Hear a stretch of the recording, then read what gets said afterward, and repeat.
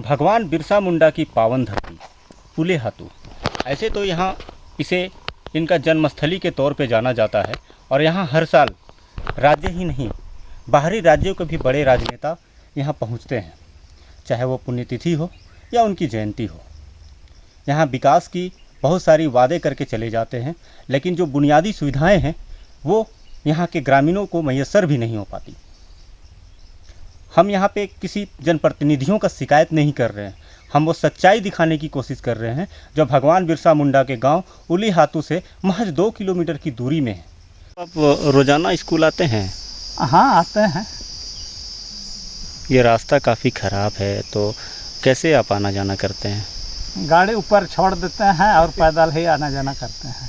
चावल भी यही रास्ता में ढुलवाते हैं और हर सामान किताब सब भी इसी रास्ता पर लाते हैं। वहाँ से बाइक में लाते हैं, हड़म सरंग में छोड़ देते हैं और वहाँ से पैदल ही लाते हैं। तो कितना दूरी होगा वहाँ से मोटा मोटी यहाँ तक? यहाँ तक करीब 1 किलोमीटर। प्रखंड में तो मुखिया के माध्यम से हम लोग दिए थे, फिर भी नहीं बना रहा है। फिर विधायक को भी बोले थे और एक लिखित भी दिए थे, फिर भी कुछ सुनवाई नहीं हो रहा है। जिसका नाम हड़ाम सिरेंग का एक टोला है, जिसे बेड़ाडी के नाम से लोग जानते हैं। यहाँ लगभग 100 से ज़्यादा आदिवासियों की जनसंख्या है और यहाँ आने जाने के लिए बिल्कुल रास्ते है ही नहीं। यूँ कहें लोग पैदल किसी तरह पहुँचते हैं। मैं कुछ देर पहले यहाँ से पैदल चल करके आया था तो मैं खुद डर गया था। इससे अंदाज़ा लगाया जा सकता है कि यहाँ पे लोग कैसे आते होंगे। मैं थोड़ी सी तस्वीर भी दिखाने की कोशिश करता हूँ कि लोग किस तरीके से इन पगडंडियों के सहारे लगभग 1.5 किलोमीटर लोग पैदल रोज़ाना आना जाना करते हैं। यहाँ के लोग अक्सर बाइक से इसलिए नहीं आ पाते हैं, या फिर इस गांव में बाइक इसलिए लोगों ने नहीं ख़रीदा है क्योंकि यहाँ आने जाने के लिए कोई रास्ता है ही नहीं। जंगलों के बीच में स्थानीय ग्रामीणों ने किसी तरह पहाड़ों को काटकर एक पगडंडी बनाई है जो चलने लायक है।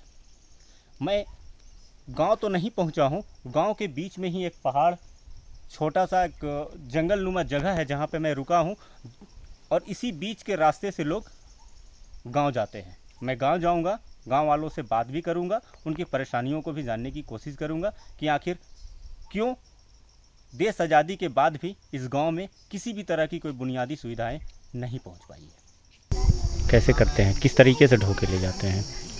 मतलब कटिया में सुतल के ले जाते हैं। तो सब बीमार होता होगा तब भी उसको भी वैसे ही लेते हैं? हाँ, वैसे ही ले जाते हैं। नहीं तो बैठ सकते हैं तो कुर्सी में बैठा के। लेकिन गांव की सबसे बड़ी विडंबना ये है कि इस गांव में किसी भी प्रकार की सरकारी सुविधाएं पहुंची ही नहीं। यहाँ पे मैं देखा कि रास्ते काफ़ी जर्जर हैं। कैसे आप लोग आना जाना करते हैं? बहुत दिक्कत है आने जाने में, पैदल आने जाने और इधर रोडें नहीं है कि बाइक भी यहाँ तक लाने में बहुत दिक्कत हो रहा है कि मोटरसाइकिल या ऑटो सा भी लाने में थोड़ा सा दिक्कत है। राशन पानी भी लाने में दिक्कत है ऐसा समय तो। ना बिजली, ना पानी और ना ही सड़कें। अगर सरकारी सुविधाओं के नाम पर देखा जाए तो सिर्फ गांव वालों के पास सिर्फ राशन कार्ड है और आधार कार्ड है। पीने के लिए कहाँ से लाते हैं? गाड़ी से सर। अच्छा, पानी साफ मिलता है वहाँ?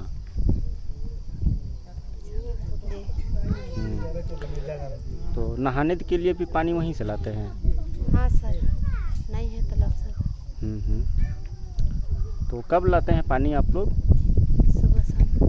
सुबह शाम। तो यहाँ पे सड़क भी नहीं है, बिजली भी नहीं है, कैसे आप लोग रहते हैं यहाँ? हम लोग बैटरी से चलाते हैं रात का तो। लेकिन राशन लेने के लिए भी इन्हें भगवान बिरसा मुंडा के गांव उली हातू ही जाना पड़ता है, जो यहाँ से लगभग 2 किलोमीटर है। समस्याएं उस समय आती हैं जब इस घने जंगलों के बीच में बसे इस गांव में जब तेज़ बारिश होने लगती है। बारिश के समय गांव वालों को गांव वालों के बीच भूखमरी वाली स्थिति आ जाती है। कारण तेज़ बारिश के कारण वो गांव से नहीं निकल पाते हैं, क्योंकि सड़कें इतनी ख़राब हैं।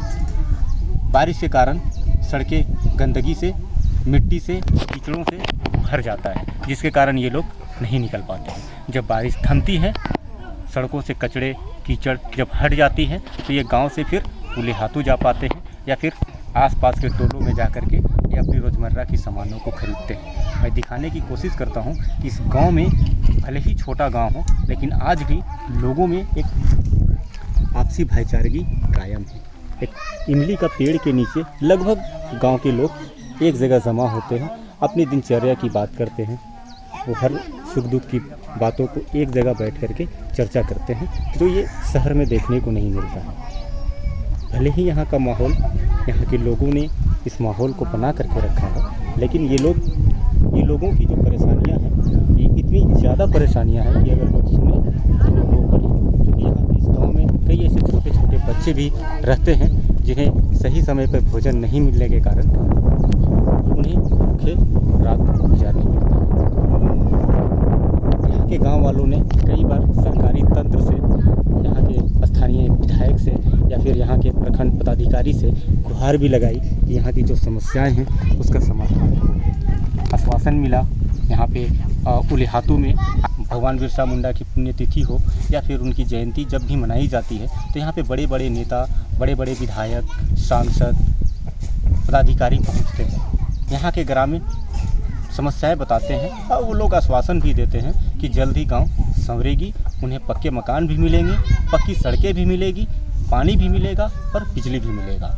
लेकिन आलम ये है कि यहाँ के गांव आज भी उन सारी सुविधाओं से वंचित है जो इन्हें मिलनी चाहिए। फिलहाल देखना होगा कि आज़ादी के बाद से आज तक इस गांव में किसी भी तरह की बुनियादी सुविधाएं नहीं पहुंच पाई है। क्या मिलेगी या नहीं, या तो सिस्टम ही जाना। फिलहाल देखना होगा कि किस तरीके से इस गांव का विकास सरकार कर पाती है, क्योंकि आज तक इस गांव में सिस्टम का कोई भी पदाधिकारी नहीं पहुंच पाया।